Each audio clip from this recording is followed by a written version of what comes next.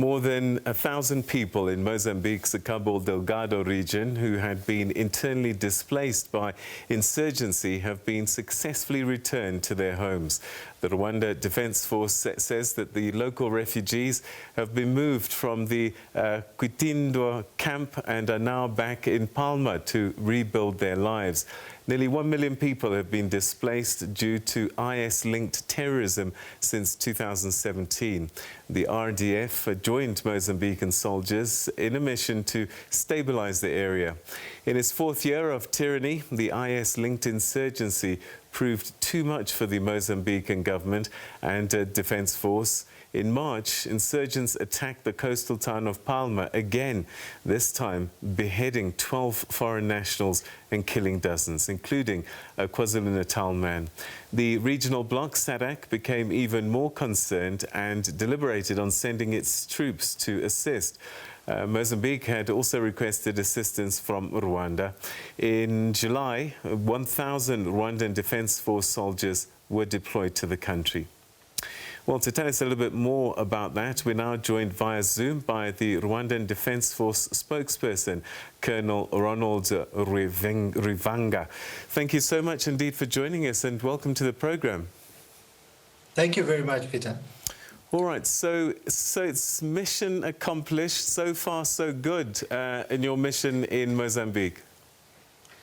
Yes, we've just completed the first phase of operations that we set out to do. We set out to conduct combat and security operations, as well as stabilization and security sector reform. So right now we are in the first two activities. We are conducting combat operations. As you're probably aware, we deployed in two major districts, Palma and Mocimboa de Praia, when we arrived in Cabo Delgado province in July. And so we cleared enemy pockets in Palma district and Mocimboa de Praia. And the enemy fled southwards towards the forest in Bau, where we pursued him and still cleared that area a couple of days ago.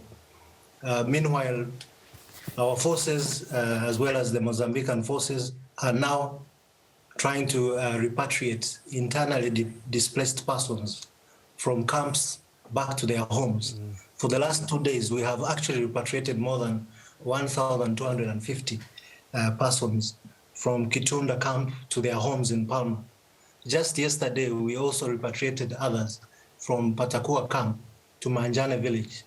And this will continue in all IDP camps in Cabo Delgado province. All right, so the insurgents, are they retreated, pushed back, or are they defeated? Because there is always this danger then that, you know, once you leave, that the insurgency will start again. It's very typical of counterinsurgency operations for them to disappear from the strongholds and, you know, go to different locations, scatter around. And so our job is to look for them wherever they are and ensure that we detach them from the population, because you can see what they have done to the population. The population was scattered in camps. So now that we have pacified areas and brought back the population, when you detach the population from the insurgent doesn't have a base from which to conduct further operations. So I guess we are weakening him by detaching him from the population. Rwandan forces are very well known for the training and your skill. How well trained did you find the insurgents? Well, what I can say is that they use pretty rudimentary methods and weapons. They use motorcycles to move around, a few vehicles here and there, but this is typical of insurgents. They operate in such a way that you cannot easily see them. But we have operated that way before. We were a rebel force before, so it was easy for us to adapt to their methods, and we beat them at their own game. All right, so you said that this was phase one. What does phase two mean? Phase two is stabilization and security sector reform. when you're done with the combat operations and security operations, which, by the way, continue throughout. It's a continuum of operations. But we face them in such a way that if we complete all operations, if we defeat the insurgents, then we can begin a phase of stabilization and security sector reform. But these also operate concurrently. So in case the insurgents continue operating, we shall, by default, continue also conducting operations. All right, so the Mozambican Defence Force, they struggled against this insurgency. Does that mean that your presence will be there for some time? Are you training up the Mozambican forces so that if you do withdraw, they will have a new capability? Certainly, certainly. That's what security sector reform means. We'll support them in reforming the security sector to ensure that when we leave, they'll be able to stand on their own and maintain the security status.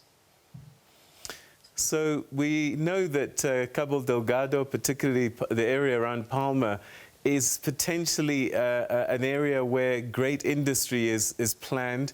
Is it secure enough for industry to resume there, or are you still cautious about the immediate future?